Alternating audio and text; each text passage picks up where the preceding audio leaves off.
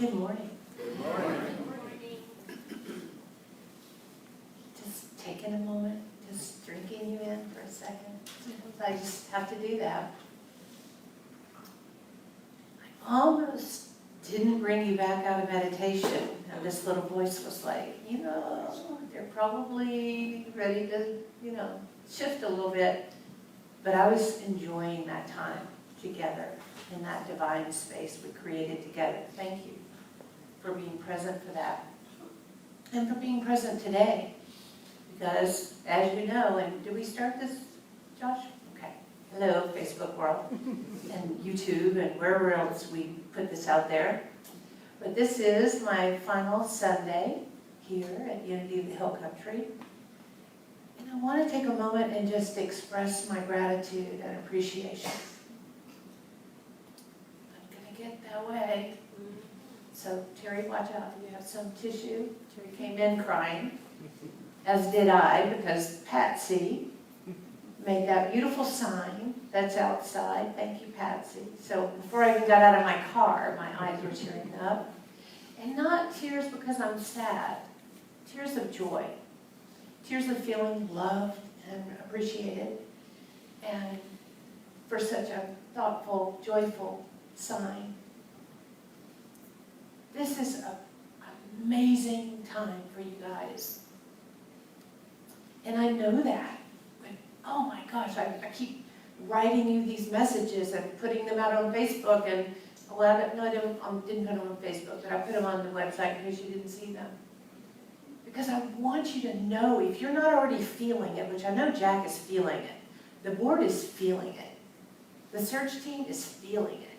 And I want you all to feel this joyful anticipation of what's next. Yes, it's sad in a way, and it's not. And that's exactly what we've been talking about for 3 years now, that yin and yang of that darkness and that light, and that what appears to be one way and the truth of it is something else. In every joy, there's a little sorrow. Because as we move forward, we have to leave behind whatever was here before. It's just the way it is. And I've spent a couple weeks talking about the unalong, and how when you begin that new awakening, that new awareness, then you have to move through the challenges that come with having a new way of looking at things, a new frame of mind. And then once you get on that track, it's time to start over with a new way of looking at things. And that's where we are. But it's just such an exciting time. I can feel the presence of whoever it is. And that's why I'm talking today about this creative vision. Last week, I talked about Lynn McTaggart's work. And for those of you who don't know, she was a journalist, and she decided to take on understanding holistic healing methodologies. And that led her to one book, which led her to another book, which led her to another book. And I talked about these books last week, but she started with The Field. And my introduction to The Field was a couple of CDs that Dave Hubbard gave me or loaned me. I asked this question last week. I haven't gotten it back. No, you haven't, because I've listened to them a few times, but you will. I'll give it back to you.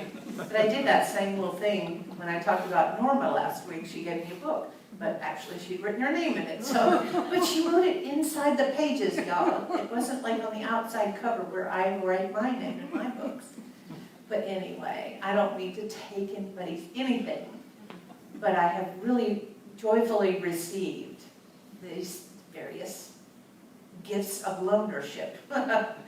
Anyway, the first one, The Field, it's described as scientific evidence for the innate sense that we are not separate, but we are always part of a greater whole.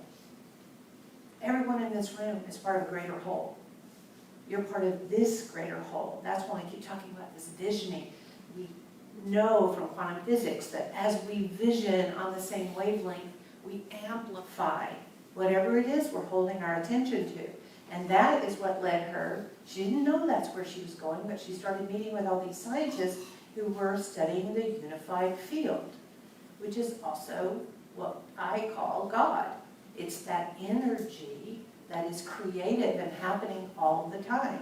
Scientists just need to name it something else, but we can call it anything we want to. But that led her on to doing some experiments, because she's like, wait a minute, we need to have some double-blind, controlled measures to study this effect, because then we can prove that these things really work, because otherwise, what do we call it? Woo-woo. You know, if you believe that healing, or if you believe in prayer, or whatever, people like to label it some condescending term. I believe unabashedly in prayer. I know what I know. That's what my talk was last week. I know what I know, or this is what I know, or I don't know what I called it. But anyway, I know that prayer works. I know it works every single time. But what we have to remember is the consciousness from which we are praying. If you're praying and you're also canceling it out by worrying, you get those confused results. But if you pray clearly knowing, you get that activating. You all have done it, I know, everyone in here, most of you have really gotten focused with your prayer, and you've seen what it can do, how it changes circumstances and it transforms. But then she went on to write the next book, The Bond, which is how describes how we flourish only when we work together as part of a greater whole. Yes, we are individuals, and as Americans, we have been brought up with this consciousness of the, what's the individualism? Separation? No, it's the, what do we call it? Macho? Not, well, it's kind of underlying the macho. The rugged individualism.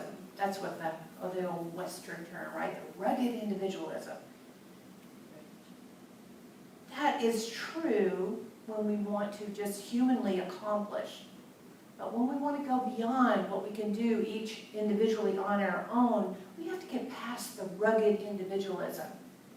And we have to realize we're part of a greater whole. And back to the Tao Te Ching and the yin and the yang, the opposite of whatever you want is also part of the greater whole. And we have to accept that. We have to allow for that contrast within ourselves, within our families, within our communities. It doesn't make someone wrong because they disagree with you. That's all right. But she also went on to talk about how in the Power of Eight, the group intention and the mirror effect of that. So the group intention is powerful, right? We get on that coherent wave, and then we amplify whatever that intention is out into the world. And when it goes to God, when it goes to the unified field, which is measurable in scientific terms, it has an effect. It changes. But what she talks about in the Power of Eight, the mirror effect, it not only changes what you're praying for or about, it changes the person, the group, the consciousness that's praying. So one time I was visiting my mom, but one of the many times she was in the hospital in her latter years, but this time she was in the hospital in our hometown where she had gone for 80 years or probably more at that time. I don't know how old she was. She was in her 80s or, yeah, late 80s probably.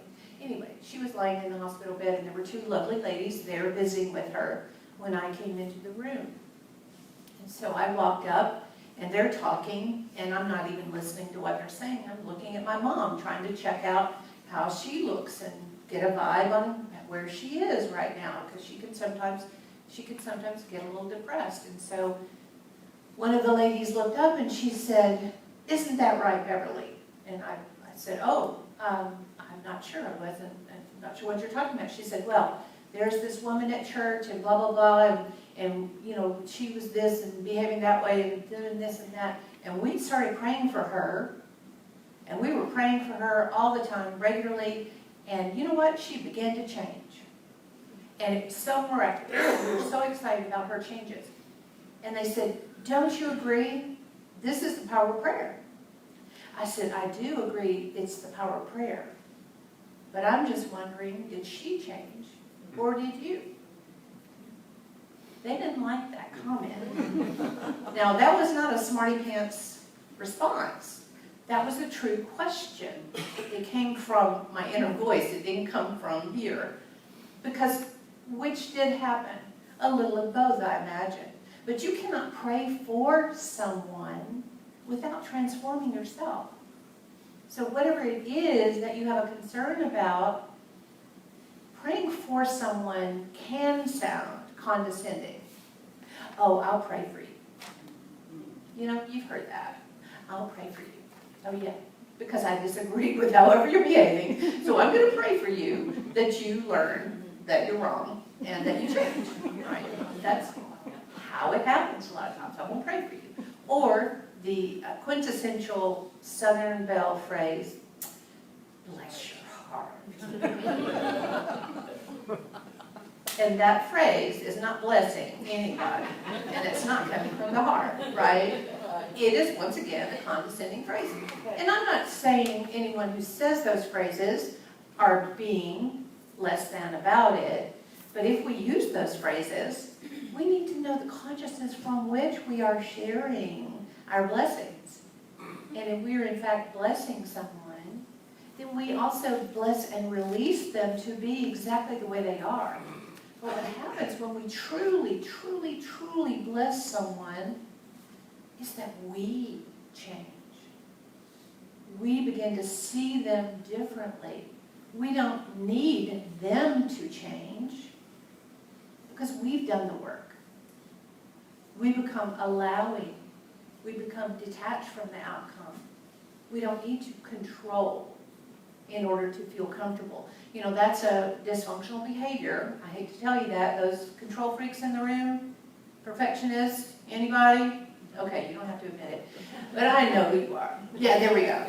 We know how exhausting it is to have that personality, and I'm just going to say it's a dysfunction, because it comes from a place of less than. If I can control my environment, if I can control my children, if I can control my spouse, somehow I think that's going to make me feel more secure and more comfortable. If I can control the search committee and make them do what I want them to do, the search committee is going to do your work for you. They're going to pray ceasingly, unceasingly. They're going to know with the board that there's greater good. And so trust that this energy, this momentum that is happening that I can feel, what literally just kind of pushed me out of the way, hello, it's time, move. That's the truth. I really have told you before, I don't know about this energy that I feel to relocate. Yes, I'm going to do it. And it's more made me be open to allowing your future here to unfold. If I wasn't thinking about going somewhere else, sometimes you think about leaving or you think about something, but it really is the other side of the coin that's going on. So it's not so much about leaving you, which I never will. I'm taking every single one of you with me in my heart. But it's about making space. It's about creating a void, because we know the universe abhors a vacuum. The void would be filled, joyfully filled. But you're holding the consciousness that's putting that creative space, that energy, that coherent vibe into the universe to bring you the good that you deserve. I want to tell you one of the stories in her book, and she doesn't call it prayer, right? So in her book, the intention experiment, she talks about how she was trying to create in large groups this focus on intention, and they were affecting plants mostly, seeds, organic matter, but not human beings. And I told you last week about this one guy who wrote in, he was part of one of the groups, and he said, hey, I've got this physical thing that's happening, my bones are fusing together, it's been happening forever, but I would like to be a human experiment. And so his group started focusing, and then his chest had moved for the first time in 20 years. His doctors called it miraculous. Well, she went on to share another story about a guy who was also already in one of these groups, who was involved in an explosion, severe burns on his body. And all the doctors could really say was, thank goodness it wasn't your face. But here's your prognosis. I think his name was David, or his pseudonym in the book is David. But here's your prognosis. You're going to be in the hospital for weeks. It's going to be painful. You will suffer.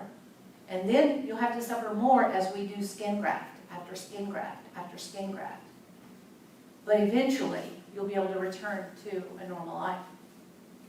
This is what they told the gentleman. But they didn't know that he was involved in this experiment of consciousness. And he wrote into his group and said, bring it on. See me whole. And he got out of the hospital in, I think it was days, but it was less than 1 week when they told him he'd be there, definitely 2. His skin healed. He did not require any grafts at all. When I was reading this story, it made me think of when Ray, and I have Ray's permission to mention him today, when he had COVID, they sent him to San Antonio and put him in the hospital, and they said right off the bat, you'll be there 2 weeks, and on and on. And you know how many was it, 2 or 3 days you were in the hospital? About a week. About a week. But quickly, not 2 weeks, and not for, I know he's a young man, and he's also 92 or 93 now. 92? Yeah. But his belief in his ability to heal, his knowing who he is, and his positive, as we know, we love his positive attitude, he was out of there much quicker than they expected. They've done scientific studies that people with belief are better patients. They're already expecting to heal. They're expecting to do better. They're expecting the good. At the same time, one of David's colleagues was also severely burned. He heard these words by the doctors, and they have to do that, not to take anything away from doctors. They have liability. This is what they know. This is the only path they know. But they told the other gentleman the same thing, and he followed the course exactly as they had prescribed to him. He was in the hospital over 2 weeks.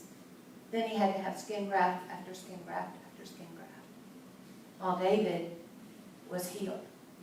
So, David considered himself, well, it wasn't an experiment, of course. It wasn't in a double-blind controlled, but it was about as close as you could get with an actual human interaction that wasn't controlled.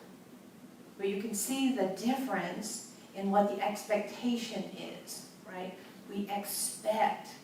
So the reason I'm talking about this today is not to bring you all these gory details of accidents and healings, but this creative energy that affects your cells in your body, which enlivens them, which gives them vitality and the life force that heals.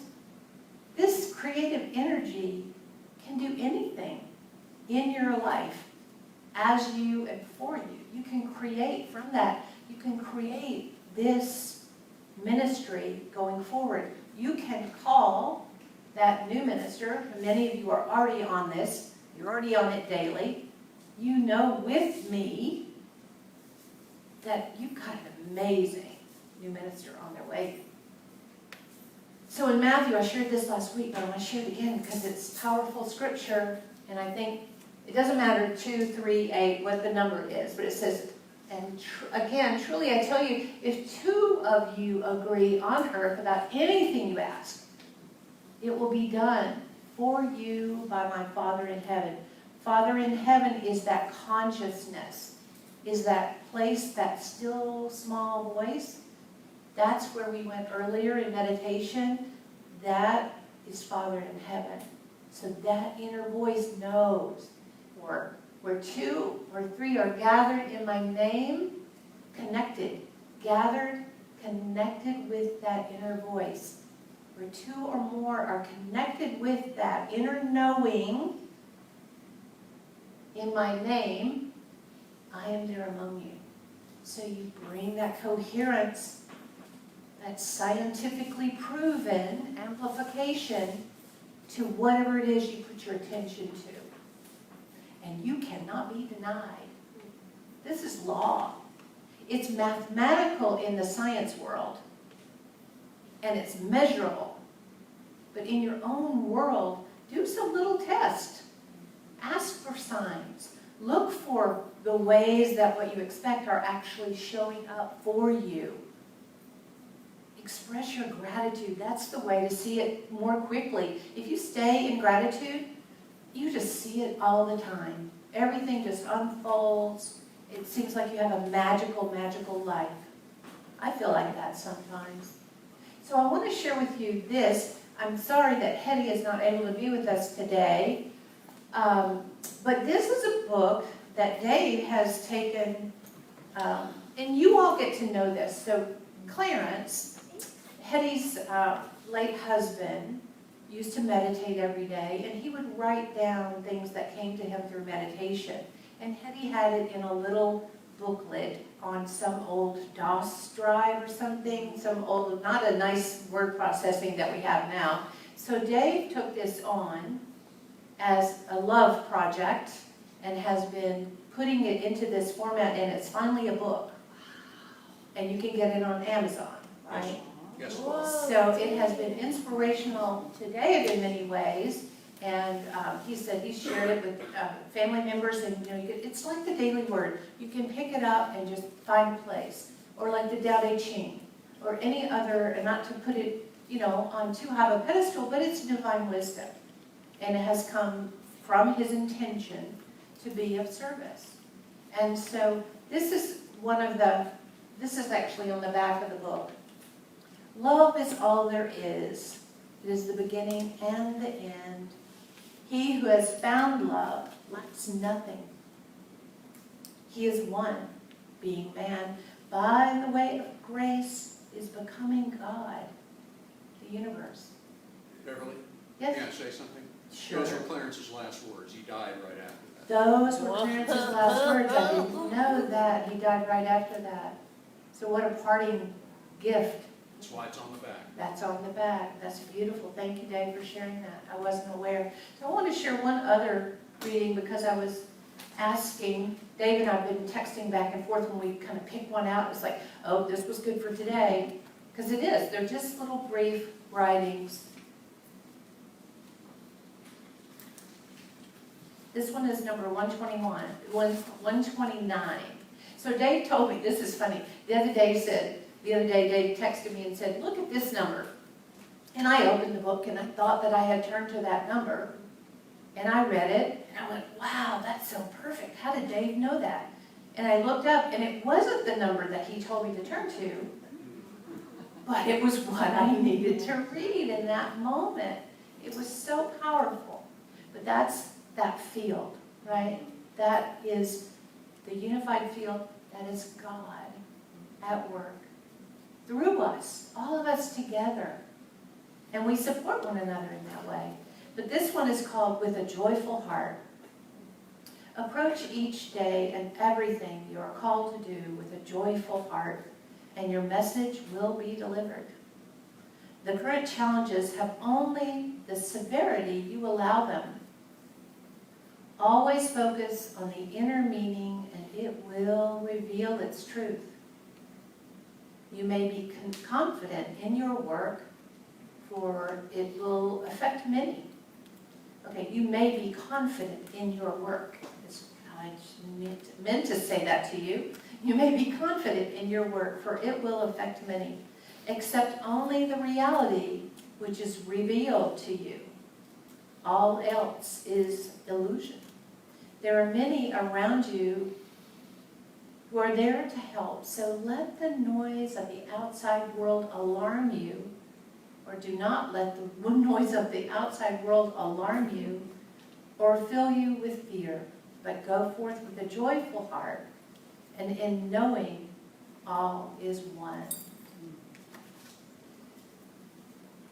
I got distracted in my own head as I was reading, because I'm thinking, I hope that Hetty can see this. Will she see the recording? Will she know that I mentioned it? But I'll have to call her and tell her I'm so glad that has come to pass while I've been here with you, that I get to know about this divine messaging that came through Clarence, and to see this beautiful, this is actually a tree of life that Hetty has, and those are her beautiful little hands underneath that photo. Dave took it, right? Yeah.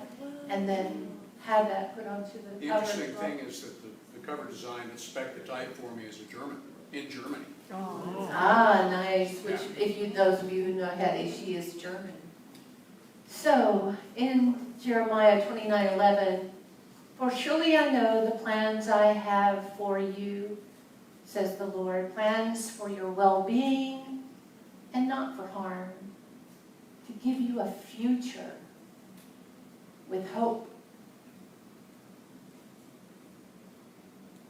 Hope and faith are sometimes intertwined. So let's take hope to the next level of faith and knowing. Hold to that knowing. Don't waver. Don't question. Trust and know. Trust and know the board is here in service to you and for you. The search committee, the same. Trust and know everything will unfold in divine right timing. This could all happen by the end of the year, which is the timeline that was so aggressively put together, influenced probably by me a little bit, and Jackson. We were hopeful. And of course, Unity Worldwide's going, boy, that's fast. But you know what? It could happen. And if there are delays, trust that this is divine intervention. Trust the guidance that is available to all of you. Trust that what we're waiting for is this beautiful lotus to unfold. I used this symbol in my talks last month about sacred symbols. And I will, before I leave, plant some of these around the building to have a mental trigger to remind you. Lotus flowers are the unfolding, the many petals, all the ways that we can awaken day to day in the many facets of our life. There's so many layers. And this particular one, the pink one, represents love and compassion. So hold to that truth of who you are, that loving, compassionate being that only you can be in your very unique way, but collectively as a community, we know this is who you are. That's why I came here. I was called to come here, and I'm called to move over and let the next amazing minister come in and be with you. I'm giving you your last assignment now. For those of you who sometimes take it, for the first timers, I give homework. But it's a weekly practice, right? The fifth of the 5 unity principles, and if you don't know them, they're on the back of the cover of your bulletin. But that putting it into action, having a practice, a daily practice that brings you to that knowing. So we want to just do some creating. Oh, what happened to my other bullet point? Be still, always be still. Just allow yourself that moment to center in, to connect with the truth of your being. Know that you can never be without that guidance. You're never without your divine guidance. Are we aware of it? Are we willing? That's on our human nature. We have to choose it. But this is the consciousness from which we create, right? So we have to be aware of how it's unfolding. When we ask for a sign, we have to look for the sign, right? If you ask for a sign and then you go, oh, well, that wasn't the sign I wanted. Well, that wasn't the one. You have to go, oh, yeah, well, I don't really get it, but I'm gonna follow it. I'm gonna trust that when I ask, I receive a resounding many. Yes! Yeah, there we go. Always. Namaste. I love you.